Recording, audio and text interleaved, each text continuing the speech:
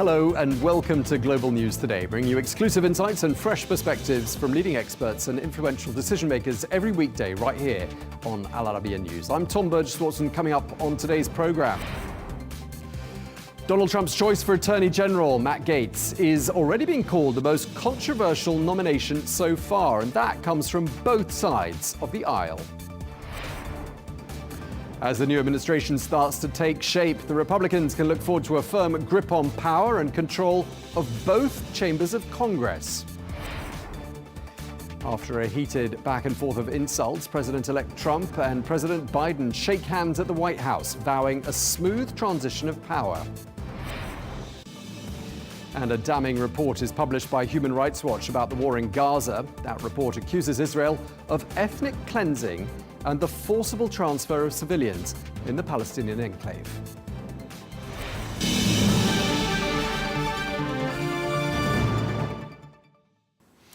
Now, President-elect Donald Trump has tapped the Florida politician Matt Gaetz to lead his U.S. Department of Justice. That's a man who once called abortion activists ugly and overweight. Well, as Trump looks to fill his cabinet, Gaetz has been called the most controversial nomination by far. While this pick shocked many, analysts say it sends a clear message. Trump, in this second term, is determined to staff his administration with hawkish loyalists he can trust. So let's take a closer look at Matt Gaetz, Donald Trump's pick for Attorney General.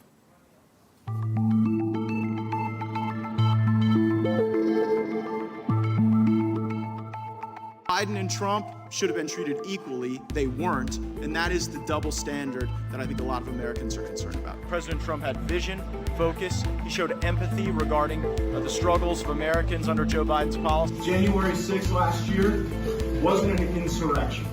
No one's been charged with insurrection.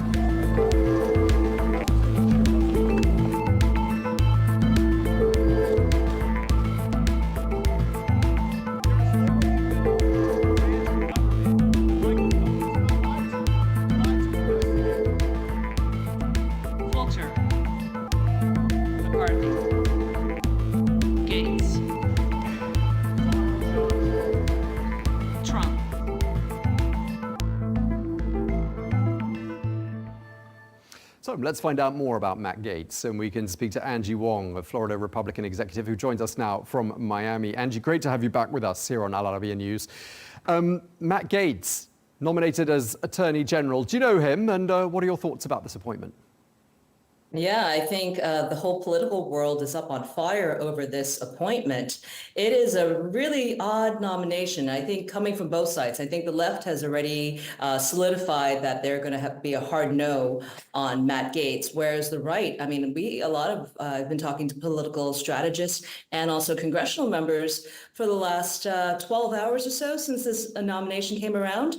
Everyone's scratching their heads because Matt Gaetz is not, well, what I'm hearing is that he's not very qualified for this job. And to run the DOJ, well, you kind of need to have some trial lawyer experience, some policy experience. And, you know, a lot of people were even shocked to learn that Matt Gaetz is, in fact, a lawyer. So it was a big shock to my world yesterday, and not all favorable. Even President Trump has come out to say that if Matt Gaetz can last, can survive until January's Senate confirmation, then he can get the job. So I think even the president is kind of weary as to what's happened. But there's a lot of political inside play here with this particular appointment. Remember, it was just hours after the announcement of Matt Gaetz coming in as AG, Attorney General, that he resigned from his congressional seat. A lot of people think that has a lot to do with the fact that the congressional calendar was just recently released. And that is when all the hearings take place in Congress, including one that Matt Gaetz was involved in. And this was an ethics committee investigation into Matt Gaetz and, unfortunately, underage girls. And that was brought on, I think, a few months ago. But finally, there was going to be a public hearing about it this Friday. So a lot of people are speculating that that had a lot to do with his resignation from the 118th Congress. Yeah, I mean, you're painting a picture of someone here, which is sort of what we've managed to garner from looking at the newspapers and listening to commentators. No shortage of enemies, it appears, even from within the GOP. The Alaska Senator Lisa Murkowski saying, I don't think this is a serious nomination for Attorney General. Then we've had the Republican Max Miller saying this appointment is silly and saying that Gaetz will never get confirmed by the Senate. It sounds like this is, and what you're saying as well, makes this sound like it's quite a widely held opinion. It is. There's just no clear pathway except for one, for Matt Gaetz to actually be appointed as Attorney General. And that is if President Trump, along with House Speaker Mike Johnson, exercises the recess appointments. The recess appointments is when both houses go into recess, and therefore creating a crisis for the president to step in and appoint cabinet members without congressional approval. And that has been spoken about as one theory that could get Matt Gaetz in, because if you were to do the traditional pathway of getting Senate confirmations, therefore going through a Senate hearing, it's very likely that it's going to be a dead-on arrival scenario for Matt Gaetz, mainly because we already have, I'm hearing up to 7 senators who are saying hard no on Matt Gaetz, and therefore the math already fails. Okay, so I mean, it sounds like this is another case of Donald Trump being a disruptor, tearing up the rule book. It sounds like he doesn't think this is actually going to happen. I mean, what's the strategy here? Well, and that's where I'm scratching my head. Why would President Trump, along with his very smart advisors, even put themselves in a situation where there's such a wild card, where they know that the pathway for Matt Gaetz to get in as Attorney General is very, very slim, and even going so far as to exercise presidential powers that has never been tested before, like the recess appointments, to get one cabinet member in? It doesn't make any sense. On top of that, Matt Gaetz has pretty much no experience in this realm. I mean, there are way better candidates, such as AG Ken Paxton, for example, of Texas, who's been also a Trump loyalist, and also someone that was shortlisted for this role. There's a lot of qualified people. At the end of the day, you need someone who understands legal strategy and can run the DOJ. Given what the rumors of Matt Gaetz is and how much, I'm sorry, but he's quite hated within Washington and other circles, it's like giving the mob boss keys to justice. So that's why, there's been so much backlash. Now, the good that's come of this is that all of Trump's other nominees, well, they're not being scrutinized as much, right? Because all the focus has been scrutinized to Matt Gaetz and all the media attention's been put on him. I know there's a double play here. I smell it already. The fact that Matt Gaetz walked away from his congressional seat in Florida 1 and leaving it to a special election that happens in about 60 days, that in itself is a major, major defeat for him, because he didn't have to resign from his seat in order to be the nominee for Attorney General. So some of it doesn't make sense, but I'm sure we'll find out what's happening in the days to come. Yeah, but what about the argument that if you're going to shake up the Department of Justice, you need a wrecking ball? He's a wrecking ball, isn't he? He is. There are plenty of wrecking balls and controllable wrecking balls that Trump has in his corner, ones that can actually get Senate approval, right? So there are easier players to bring on, players that make sense to bring on. As far as Matt Gaetz, it does feel a little bit to me like an IOU. There is something else going on, a lot of Florida politics being played on this one. And ultimately, I heard a theory this morning from a political GOP strategist that it could very well be that when it comes to Senate confirmations, the first one hardly ever gets in. And maybe because he's such a wild card and almost so extreme that, it causes such a visceral reaction among senators that they might reject the first one, but then take a milder version of a wrecking ball for the second nominee. So that could be in play as well. And what are we hearing from senators in this regard? I mean, what do you think their fears are at this stage? There's several things. You already have several senators who have already come out with hard no's, such as Susan Collins of Maine. She came out right away and said, no, that's not one for me. And at the moment, I'm hearing anywhere from 5 to 7 hard no's from the Senate in the early days of this. Now, remember, Matt Gaetz still has about 70 days to romance them before there is any type of hearing on his confirmation. But I'm hearing that this is dead on arrival. I'm hearing that this is something that Trump threw in for entertainment values. I'm hearing that there's just, I think it was Max Miller who said that, there's a greater chance of Matt Gaetz having tea with Queen Elizabeth II than it would be for him to get Senate approval. So all of this could just be entertainment. It could just be laying the groundwork for Matt Gaetz to run for Florida governor, which that race is going to kick off next year. It could just be a brand ID exercise for Matt Gaetz. We don't really know, but what we do know is that the pathway for Matt Gaetz to actually get in as Attorney General is slimmer and slimmer. What I don't like is, people like Elon Musk threatening Republicans that if you don't back everything that Trump says and does, that he's going to finance a primary challenger in the next rounds. I don't like that particular type of bullying. I think that if you are good for the job, you have to pass through the checks and balances of our Constitution here in the US to get that position. And you have to, answer some questions and be right for the role. So people like Elon Musk, who has become a very significant player here in the US politics, along with podcaster Tim Pool, they're making threats to Republicans saying, if you don't fall into line, we're going to come after you. That's not necessarily the right approach. That's something I see Democrats doing. I don't like it when we play dirty like that. Sure, and you touched on something earlier I wanted to pick up on as well, which is that this appointment of Matt Gaetz has rather overshadowed some of the other appointments. And, take Senator Marco Rubio, for example, who's nominated for Secretary of State yesterday.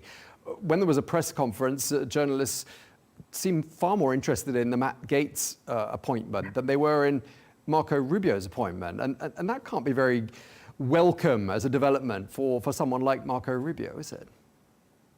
It is and it's not. I mean, if I were Marco Rubio's comms person, I'm actually quite grateful for the distraction, because what happens is if all the attention is put onto another figure, then you kind of sail through a lot of the dirty stuff that happens when you become nominated, right? There's a lot of dirt that comes out. All of a sudden, a lot of opposition research comes out, because you're now, right about to take a very, very top seat within the administration. So I think for Marco Rubio, he's such a seasoned politician, and he has the resume to be Secretary of State. I think this is actually a good thing for him to not be in the spotlight, to land that seat, secure it, and do his job. I think that is great without all the extra distractions of the media. I mean, we talk a lot about positions in the United States government and how the whole system works, and we sometimes forget that not everyone talks about this all the time like we do. Just remind us why the role of Attorney General is such an important role. Right. So, I mean, this is the top law enforcement in the United States. Given that we've just gone through 4+ years of lawfare with Donald Trump and his family members and his allies, I think Donald Trump is looking for some protection here, mainly to get all these legal cases off his back, which, clearly, he won a trifecta last week with the White House, the House of Congress, as well as the Senate, as well as the popular vote. So he's doing his victory lap, but the only thing that's creating speed bumps for him on his road to the presidency in the White House are these legal cases that still linger. Remember, on November 26th, just in a few weeks' time, he's about to go into a sentencing hearing about his Manhattan DA case. So that's still there. And there's still a lot of these things lingering about, especially with other picks and senior advisors from his new administration. So he wants someone who's going to be able to remove all those obstacles, have Trump and his family's backs, but also understand the political landscape. It's a very, very political role, even though it should be a legal role. This is something that, again, it's a top law enforcement. I think a lot of fears from the Matt Gaetz appointment is that he is known to be a trickster. He is known to play around, and he may use the DOJ to go after his own enemies. Remember, he has a case currently, for himself and also people that he surrounds himself with, that those cases, those criminal investigations would go away if he became the top law enforcement. So there's a lot of stuff there that, again, I'm not the senator, but I imagine those are some of the questions that Matt Gaetz will have to answer if he were to get a Senate hearing. Okay, and just more broadly, looking at how Team Trump is shaping up, what are your thoughts and what sort of a pattern do you think we're starting to see in terms of the appointments and the profile of people that Donald Trump is selecting? No, I think they're fantastic. I know some of them don't make sense to the audience because they're just so radical. Look, he's formed the A-list. He's formed the A-team of politics here. A lot of them are showmen, and that's good too. They've shown their loyalty to President Trump. I had heard from the transition team, the number one requirement to work in the new Trump administration is that you cannot come from a lobbyist background. And I think that's why the Secretary of Defense and a lot of kind of the national security roles, those were quite surprising, but it's because a lot of them are Washington outsiders. They do not have the IOUs coming in from the military complex, industrial complex. They are not seeking jobs, with Boeing and others after the administration. They're not tied to the corporatists. So I think that is why they were chosen, is because they come in almost clean. And in order to do so, well, it's hard to work in Washington and come in clean at all. So that's why he has these new faces as nominees. And just lastly, Angie, I mean, looking forward to the second term in office for Donald Trump, some saying it's looking like it's going to be a bit more organized than the first term, but perhaps a little bit more confrontational. Do you think that's an accurate assessment? Well, look, what I had also heard from the Trump team is that they realize they have a very short period of time to get through their entire agenda, and they're going to push through on day one as much as they can because they understand there are hawks lurking behind them. Any sort of trip up, any sort of failure, they're going to jump in on and create a big media mess or other messes. So they realize that they have to get pushed through their agenda as soon as they can. And I think that's the right move, actually, because with Trump, there's always trouble behind him somewhere, just waiting to explode. So hopefully we can get as much as we can done in the first few weeks, if not months, of the administration before it starts raining again. I think the appointments are good. I think they're solid. It's a young energy. Right. And it's not a Washingtonian energy. I think most people that he's appointed has more background in business and international relations and other sectors rather than just being career politicians. I think that's a really good thing for Americans. I see processes and I see operational and I see just milestones being met. Whereas, the Washington, D.C. clog happens with every administration. I don't see it with this team. All right, we're going to have to leave it there. We're out of time. Thank you so much, Florida Republican Executive Angie Wong. Thank you very much for your time. Thank you.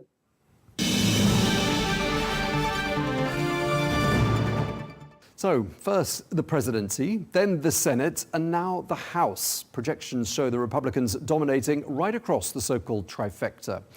Well, the latest win for Trump's party means that they would now have full control of the government. Well, it is expected to give the president-elect more freedom to get his policies through the system, reminiscent of when Donald Trump achieved a similar victory in his first term. So what does all of this mean for America, and what happens to the system of checks and balances now that the Republicans are slated to have a majority in the government? Well, to tell us more, we're joined by Scott Lucas, a political analyst and professor of American Studies at the Clinton Institute at University College Dublin. Professor, thank you very much indeed for being with us. It's been 9 days since Election Day, feels like a lot longer. The US bicameral system is, of course, quite complicated. Just help our viewers and me to understand where we are in terms of the results and who is going to be in control of Congress. So the American system has three branches. It has the judicial branch, which is the Supreme Court, where you have a conservative majority, the executive branch, where the incoming president will be Donald Trump in January, and then it has the legislative branch, which is made up of two houses. You have the upper chamber, which is the Senate, where the Republicans have a more comfortable than expected majority, 53 or 54 out of the 100 seats. And then you have the House, where the Republicans are going to have a razor-thin majority. And I need to emphasize that word razor-thin majority because it means that while the Republicans do have control of the presidency and Congress, that thin majority means that you may not see the Trump administration being able to push legislation through, because if only one or two members of their party defect in the House, and the Republicans are not just a single party, there are divisions within that party, then the Trump votes would be checked in trying to sort of bulldoze Congress. Okay, so basically with the governing trifecta, the president's party controls both chambers of Congress. It means that basically they can do more or less what they want to do. Things will be a lot easier for the Republicans come January, won't it? I think there's two things I need to add that I'm afraid sort of complicate this. The first is that the Trump people don't actually really govern with legislation. They didn't do that in the first term in the White House. The only significant piece of legislation, even though they had a majority in both houses of Congress, was the big tax cut bill in December 2017. The Trump people prefer to rule more through executive orders. But secondly, I have to come back to that. In theory, you're right. You know, if the Republicans have both the Senate and the House, then they have a majority on every piece of legislation. But because that House majority may be 3, 4, 5 seats, if only two Republicans defect, if they oppose a piece of legislation, then it fails. So the Republicans still have to maintain party unity to try to get their agenda across, even though they do have this headline victory across the presidency and across the Senate and House. Okay, so they can more or less do what they want, but not entirely unhindered is what you're saying. And I just wonder what your forecasts are for how the GOP is going to use this control of Congress. I think the significant thing, which is unprecedented in US history, is that you have a party within a party. You have the Republican Party, which we've had for going on for about 165 years, but you have a Trumpist group, which is trying to take control of the party. You'll notice that in the House of Representatives, the loudest Republicans are those who are Trump supporters. Now, that means that they have an advantage in trying to push through Trump's legislation. But if other Republicans aren't happy with it, if they aren't happy with Trump's approach, then that party split could hinder them. And I think this is very important because there's a wider context here. Donald Trump is not just trying to pass legislation. He's waging war on the US system. He's trying to break the Justice Department. He's trying to break the Treasury. He's trying to break the military to make them loyal to him. And it's one thing for Republicans to say, oh, we'll support Trump on this piece of legislation. Will they support him if he tries to curb the powers of Congress? We have a phrase here in Ireland, which is, you know, will the turkey vote for Christmas? Will the Republicans in Congress vote for legislation that may curb their powers and ultimately hinder the party? Okay, we're going to talk a bit more about checks and balances in just a moment, but I'd like to just carry on talking about policy, if you don't mind, in particular in the first 100 days of the Trump administration, how you see things unfolding in terms of the Trump administration's agenda. I mean, what are we expecting? Some tax cuts, that famous deportation legislation, a repeal perhaps of Obamacare? What would be your forecast? So I think on the economic front, what we watch for is a reduction in corporation tax. Trump has talked about reducing the rate to 15%.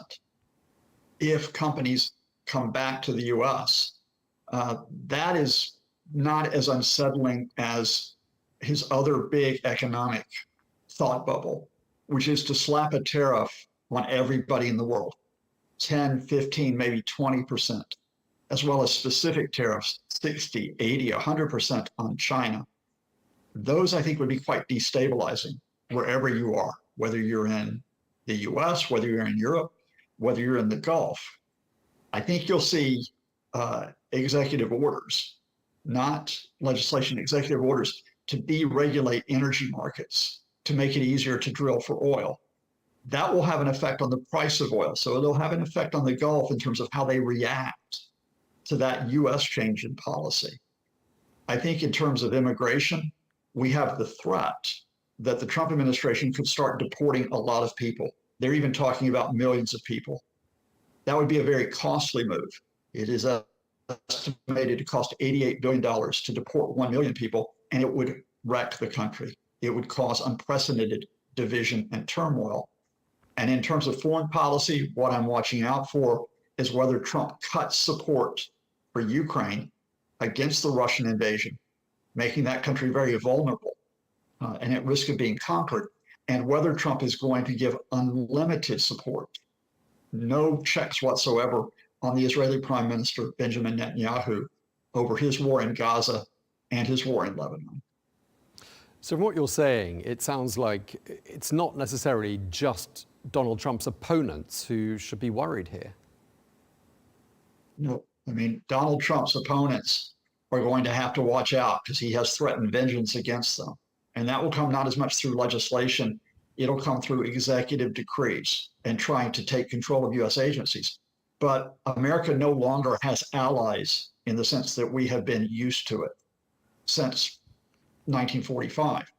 Allies in Europe are more likely to be insulted and opposed by Trump than, for example, someone like Vladimir Putin in Russia, who Trump admires. Allies in Asia are more likely to be insulted, like South Korea and Japan, than, say, China's Xi Jinping, who Trump has called president for life, or North Korea's Kim Jong-un, and allies in the Gulf. They can't count on Trump being a consistent president. What you'll probably see Gulf states do is they'll try to flatter Trump. They'll try to invite him to their countries. They'll give him big ceremonies. In other words, this will be a transactional politics, make Trump look good rather than a politics of alliance between systems, which has been the normal rules of the game before Donald Trump came to power. Just looking back to the control of the House and the Senate, I mean, in the old days, single-party control of Congress used to be more common than it is today. Why do you think in the last couple of decades it's become more of a rarity? I think that's because America is on a pendulum now, partly because of the social media environment, which is so divisive, partly because the language of politics is so divisive. That idea of consensus, that you work with each other, that's kind of gone. So what you saw in 2016 is you saw the party swing very hard towards Trump. But then 2 years later, in what we call the midterm elections, it swung back to the Democrats in terms of the congressional votes. 2020, we saw the presidency swing to the Democrats. 2022, the Republicans gained some ground back. So what we're likely to see here is that while we'll talk now about a Republican trifecta controlling Congress and the presidency in 2025, that I suspect by the 2026 elections for Congress, the Democrats will regain ground. And in fact, I think the Democrats have a good chance of retaking control of at least the House in those 2026 elections. Yeah, that's the amazing thing about US politics, which is that you're never really more than 24 months away from a really consequential election. And what you're saying is that this trifecta control could ultimately turn out to be quite short-lived for this Trump administration. No, I think it will be, because the two core issues that I think decided this last election were what Americans felt about the economy and what they felt about immigration. And the reason why Trump won was not because he put forth proposals on the economy and immigration. but because he put out this scary misinformation about the US economy, which isn't doing as badly as Trump said, and about immigration, where it's a complete falsehood that America is being overrun by terrorists and criminals. Americans are going to expect Trump to deliver economic progress. They're going to expect him to do something which is just not like a wall with Mexico, some gimmick like that, but to do something about immigration which is constructive. And Trump's not that kind of president. Trump isn't the type of president who is very organized, very coherent in how he approaches issues. So I think his sound bites, blaming the other side, that works when he's in opposition, but I don't think it's going to work when he's in power. I don't think he's going to be able to deliver on those issues, and that's where the Democrats will have their opportunity. And of course, he and his administration have got less than 2 years to start thinking ahead to those midterms, and the Democrats as well. I mean, when do people in the United States generally move on from the presidential election and start thinking about how they're going to win the midterms? When does that happen in the sort of the political cycle? I think as early as next spring, you're already going to have people looking ahead to 2026. I mean, that's partly because it takes such money now to run, even if you're running for the lower house. It takes a lot more money to run for the Senate. And it's also because the stakes are higher in America. That, we're probably at the most critical time in American history since 1865. So I think already in the spring, while we're looking at what could be very damaging approach by Trump, I mean, he could cause real damage to the US system. People will already be thinking, okay, we've got 15, 18 months to organize either to support Trump, to keep on doing what he's doing, or to really try to defend the US system and try to get some type of control back in the Congress. And the Democrats will presumably, as of about January, start doing some fairly serious post-mortem studies on the election and trying to work out where everything went so wrong for them and why they were so unprepared for the outcome, which was totally the opposite of what they had expected and what the pollsters had expected. I mean, where do you think, in this early stage of reflection, it's only been just over a week, but where do you think it went so badly wrong for them? I've just written a big article on this for the Journal here in Ireland, which is that post-mortem started the day after the election. And it's been fascinating in that a lot of the knee-jerk reaction among analysts is that Democrats shouldn't have talked so much about rights. They shouldn't have talked about women's rights, that they shouldn't have talked about LGBT rights. They shouldn't have talked about rights for minorities. They shouldn't have been woke, that meaningless phrase. The critique is that because the Democrats did that, they weren't paying attention to the economy, to immigration. I think there's an easy answer here, and that is you need a party which is both going to reassure Americans that it is competent over the economy, competent over immigration, and a party that defends rights as well. I think reproductive rights continues to be one of the leading issues in the United States. If you have a party that can do both of those things, you're going to be in pretty good stead. I think the easiest parallel I've got for you in terms of the pre-social media era, in 1992, the Democratic Party faced a real serious challenge. It had been 12 years out of power. The outcome of that was Bill Clinton, a centrist who could rally the Democrats. In 2008, the Democrats had lost 2 straight elections to the Republicans. The outcome of a very open debate led to this unprecedented breakthrough of a Black American, Barack Obama, becoming president. So as gloomy as it looks for the Democrats right now, provided Trump doesn't bring the entire system down, there is hope that they can realign in good shape for the next midterm elections and definitely for the next presidential election in 2028. All right, Professor Scott Lucas, we're going to have to leave it there. Thank you very much indeed for your time today. Thank you.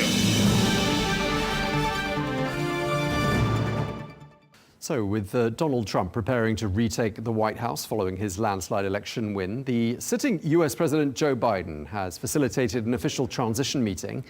Well, months of sniping seemed to come to an end as the two leaders sat in front of a fire in the Oval Office. They shook hands in a scene exhibiting peace and order. Well, Donald Trump even went as far as saying that he appreciated this, quote, smooth transition. Politics is tough, and it's in many cases not a very nice world, but it is a nice world today, and I appreciate very much a transition that's so smooth. It'll be as smooth as it can get, and I very much appreciate that, Jim. You're welcome. Well, that calm and seemingly friendly scene between Donald Trump and Joe Biden has prompted discussion online focusing on Biden's joyful demeanor and inspiring creative AI videos like this one, which has been shared widely on X.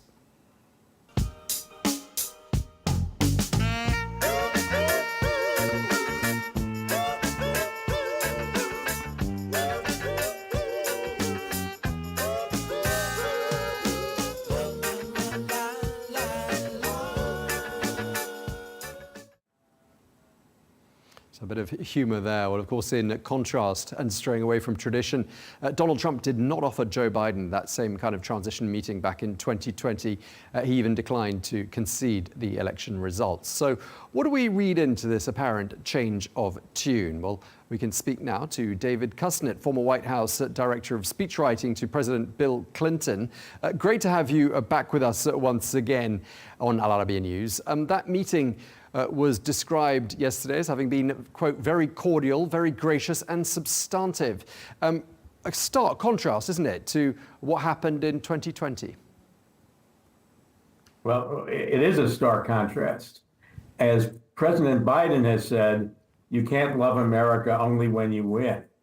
President Biden has shown that he is willing to respect the traditions of American politics when he wins and also when his party has lost. And unfortunately, we've only seen President-elect Trump respecting these traditions when his party wins.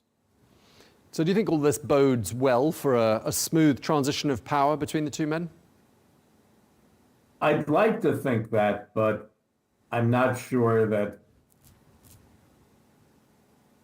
today's headlines or the experience in 2020 gives much cause for optimism. I mean, that was, of course, Donald Trump's first visit to the White House since he left back in January 2021. I mean, we have to admit, it's a pretty triumphant return for Donald Trump, isn't it?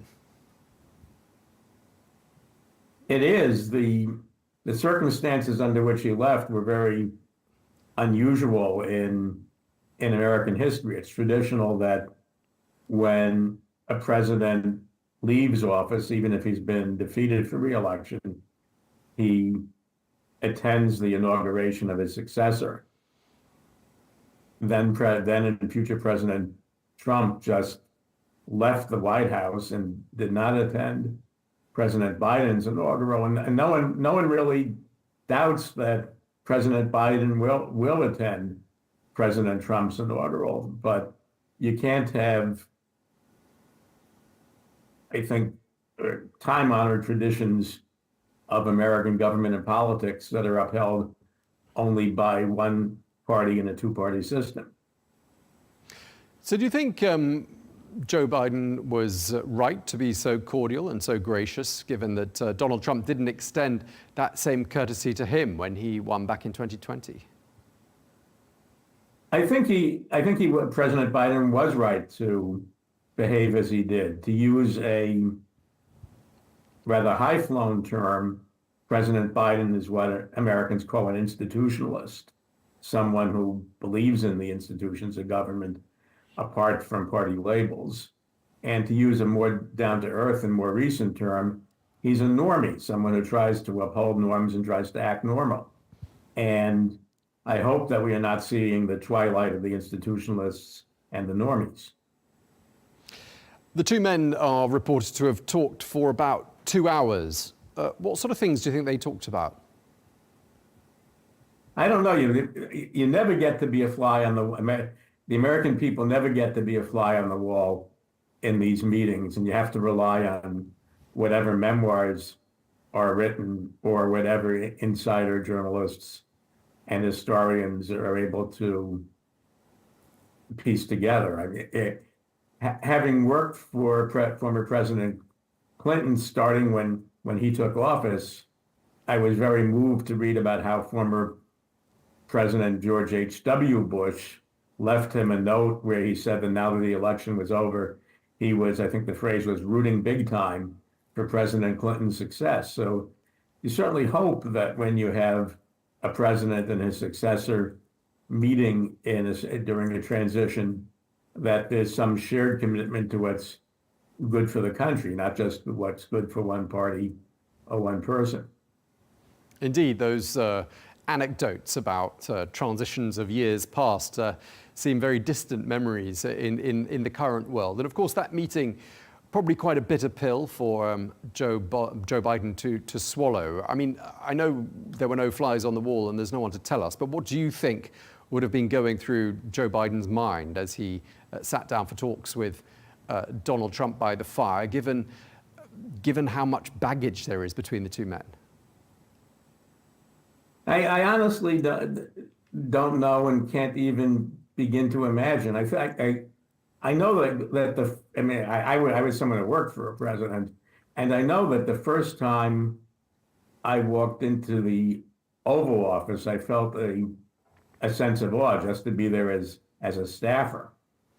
And I can only imagine how a president feels showing up for work every day in the Oval Office. So you hope that, I mean, if there's any setting in American government that's designed to give the person sitting at a desk or sitting at a meeting a sense of awe, and a sense that this is about history and not personality and not about partisanship, it's being in the Oval Office. And I just hope that they both talked about what's good for America.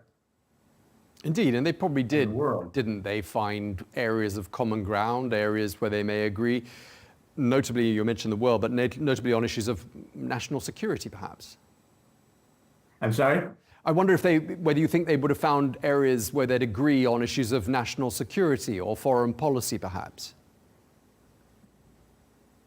I don't know. I think part of what happens in a transition, and this is a part I was in no way part of, is you have, there are things that only a president and his most trusted staff know about the world situation and our country's national security, and that they need to pass along to the new president and the new president's team.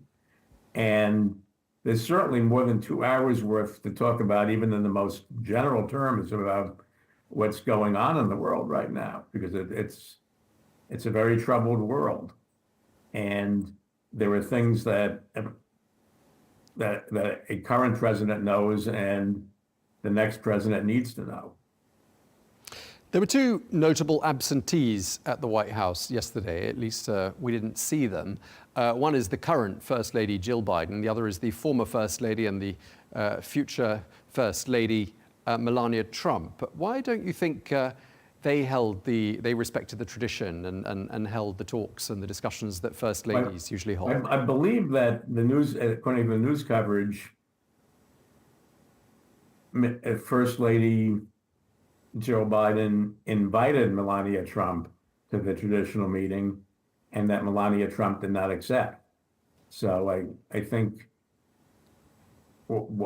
one side did try to follow the tradition and the other did not.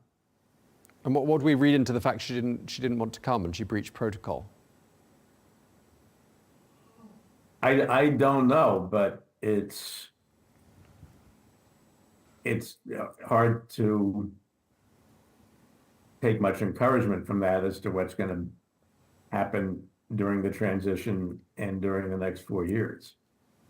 Just casting our minds back to the election, where the result was obviously quite resounding and a clear defeat for the Democrats.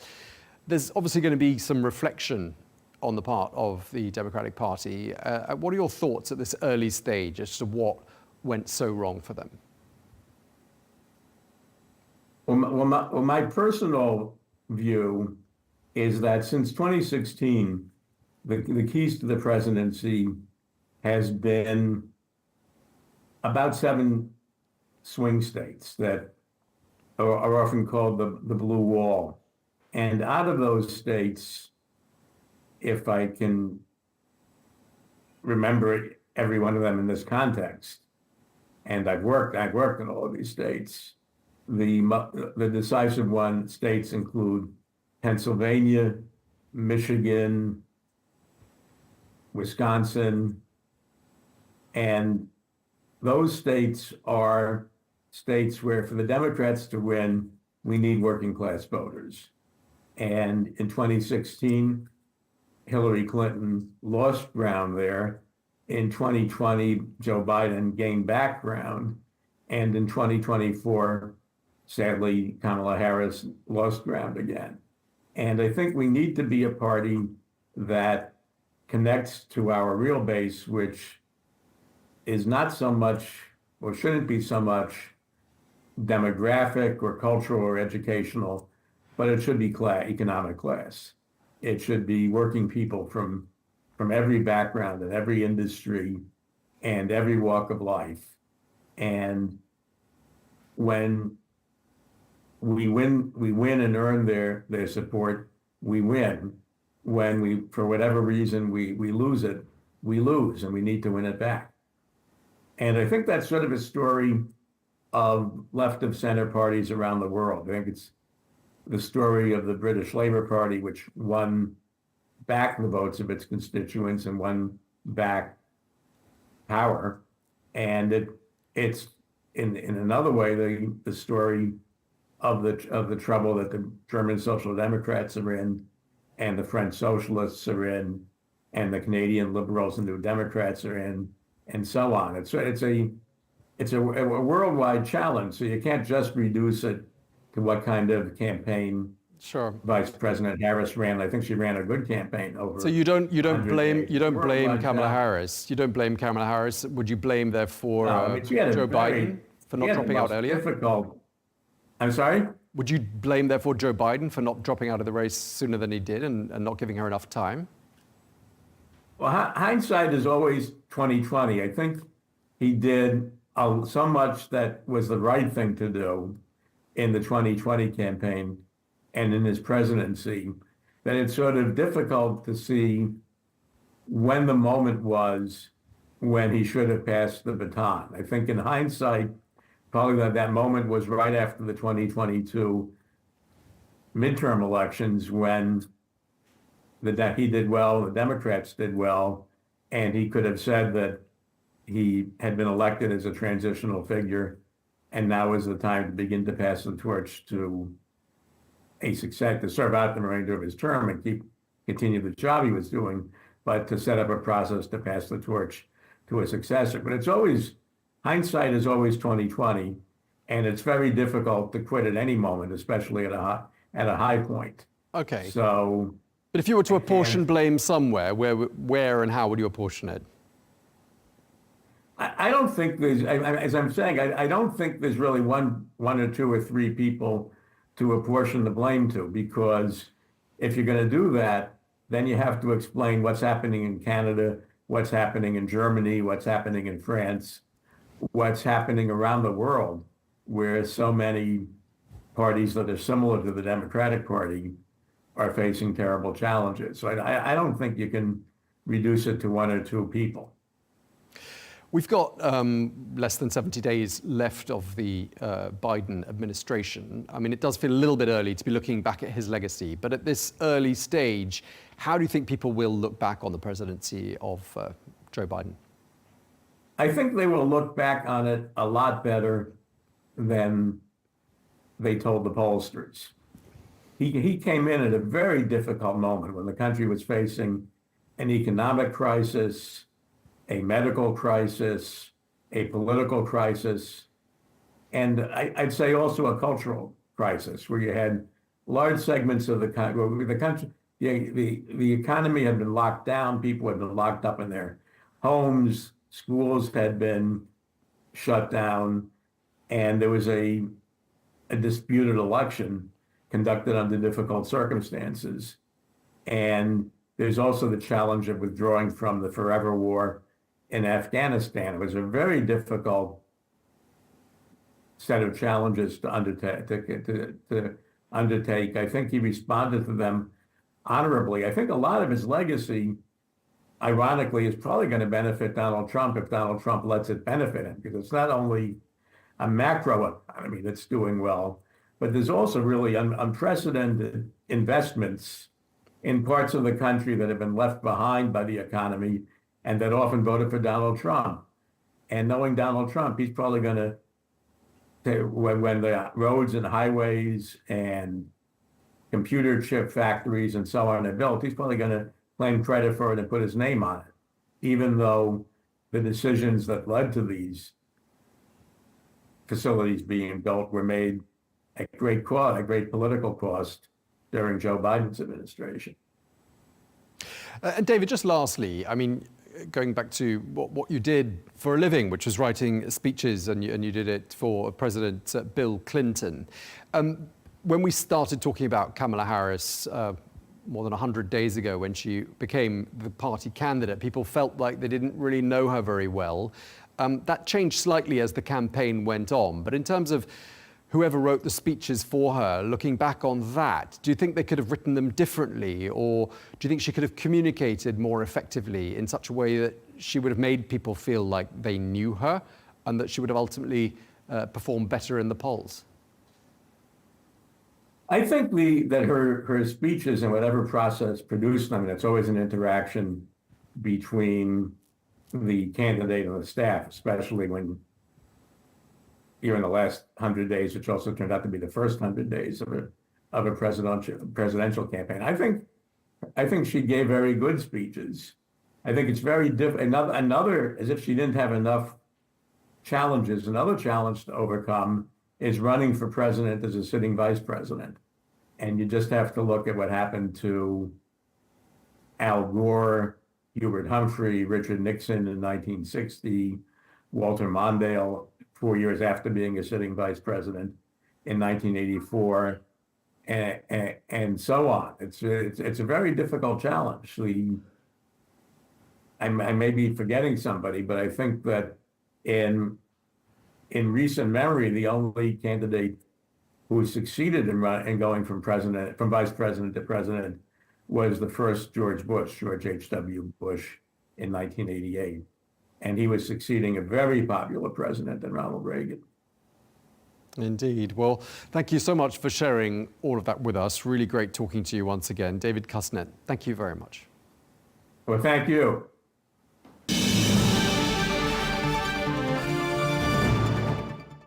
Now, shifting our focus to Gaza, and a new report has called Israel's displacement of Palestinians there a war crime. Well, a report by Human Rights Watch slams what it called the forced displacement of the Strip's residents, describing it as, quote, a crime against humanity. Well, the law forbids the displacement of civilians from an occupied territory unless needed for security of civilians or for military reasons.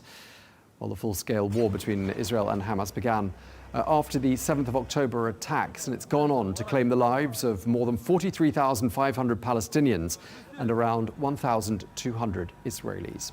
Well, with Donald Trump's incoming presidency, the future of the conflict in the Middle East is, of course, a key concern. Well, for more, I'm joined by the Palestinian ambassador to Denmark, Manuel Hassassian. Thank you very much indeed for joining us, Ambassador.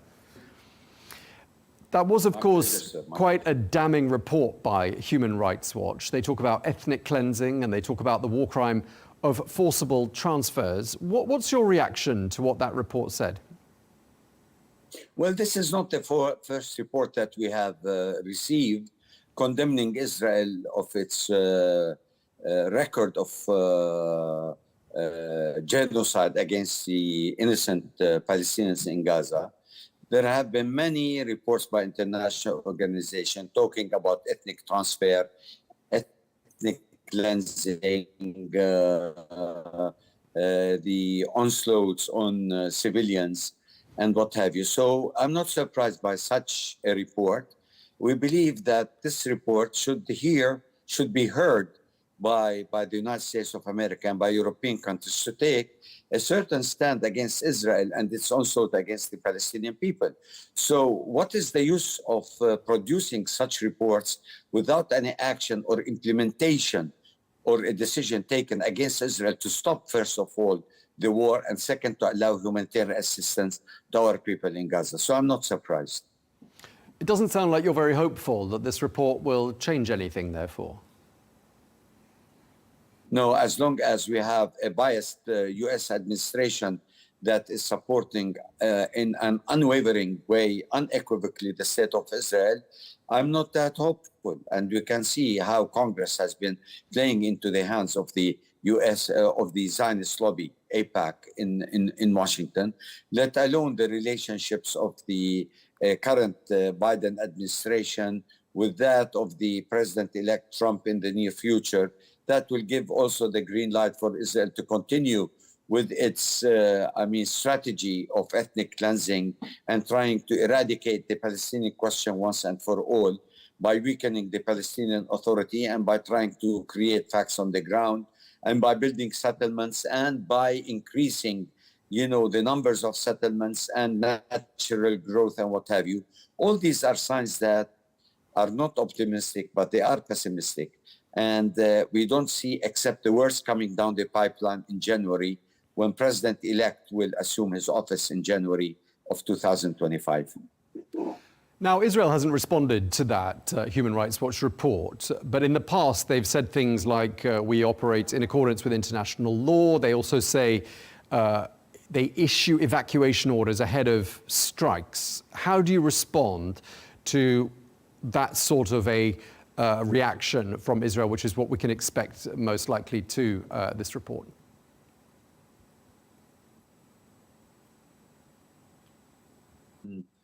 Since October 7th, with the total destruction militarily, administratively, economically, the entire Gaza, let alone the West Bank and East Jerusalem, what have you. So Israel does not really pay any heed to all these international organizations because they have the veto power of the United States. So they are not even concerned to take them into consideration and to try basically to answer them, because they think this is a report that will be forgotten within 48 hours and that's it. Why? Because there is no mechanism of implementation of such reports through the United Nations that is totally helpless, hopeless, impotent when it comes to the implementation of such resolutions condemning Israel of its policies of discrimination, let alone its genocide and ethnic cleansing and ethnic transfer of the Palestinian people. So why should Israel bother, answering Amnesty International or answering Human Rights Watch or the Commission Rights for Human Rights and what have you? All these organizations, for them, are non-existent and they can nullify all their decisions by just continuing with their practices against the Palestinians, totally supported by the United States, let alone the worst is coming down the pipeline when Trump will assume his presidency on January 20th, 2025. We are witnessing the worst coming with this new administration, much more even than we have been witnessing with the Biden administration. God knows what strategies they have been, trying to formulate against us. I mean, Trump, when we start the year 2025. I just want to ask you to tell us a little bit more about why you're so concerned about the next Trump presidency, because we were given to understand that a lot of Arab Americans, a lot of Muslim Americans voted for Donald Trump precisely because he pledged to end the war in Gaza. Do you not believe his pledge that he can end this call using his relationships in the area, notably with the Israeli Prime Minister, to bring about a prompt end to this conflict? Yes. First of all, you know that the Arab Americans and the Muslim communities, as a protest vote, they voted for Trump. It's not that they are in love with Trump, but they were disappointed with Kamala Harris and President Biden with their policies supporting, the state of Israel militarily, economically, politically, and what have you. Now, they have voted for Trump, believing that Trump would take a different course of action by the cessation of conflict and by the allowing of humanitarian aid. I tell you, my friend, there will be a new phase in Middle East politics by Trump administration. First of all, he is appointing Mark Huckabee as being the ambassador of the United States in Tel Aviv, and vice versa. Israel is also appointing a hawkish ambassador, basically, to the United States. Huckabee says very openly that there is nothing called West Bank. This is a title deed given by God to the chosen people, the Jewish people. There is nothing of a two-state solution. There is nothing of Jerusalem for the Palestinians. There is nothing of a two-state solution. This is the state of Israel, and there is no mention of Palestine. So what do you expect now when he assigns such a guy who has been supporter of settlements in the occupied territories as an ambassador to go to Israel? So you can read the letter from the headings of the envelope. This is not something that we should be very optimistic about. Second, Trump administration said it time and again that the state of Israel is a small state. It has to expand at the expense of the Palestinians. Thirdly, the cessation of war doesn't mean that the Palestinians will have their inalienable rights and their self-determination. So what do we expect from this president-elect who moved the embassy of the United States from Tel Aviv to Jerusalem? Now, he is the actual president as of January, and he is in total tune with Netanyahu. He's giving Netanyahu all the time he wants to continue with his war project, with his genocide against the Palestinians, and with the cessation, with the ceding of the West Bank to the state of Israel. And Smotrich had introduced a plan of dividing the West Bank territories into 3 areas as cluster areas to be ceded to the state of Israel. So you're talking about killing the two-state solution and the creation of the greater state of Israel by ceding the West Bank, Gaza and East Jerusalem, let alone expanding into the Jordan Valley, Egypt, Syria, and what have you. So this is the plan of President Trump. And this is the plan of Netanyahu, who has been procrastinating to stop the war because he doesn't want to be indicted for his, his criminal woes, his legal woes, yeah. Yes. Okay. Yes. So from this perspective, I could conclude and say that Trump has the Middle East on his agenda, but his agenda is to dissect the entire Middle East, to extort more money from the Gulf, and to initiate again his Abrahamic Accords and try to solve the Palestinian question once and for all, and not to solve the Israeli question in the Arab world. All right, I'm afraid we're out of time. We're going to have to leave it there. Thank you very much, though, for taking the time to speak to us. Palestinian Ambassador to Denmark, Manuel Hassassian. Thank you very much indeed. Thank you.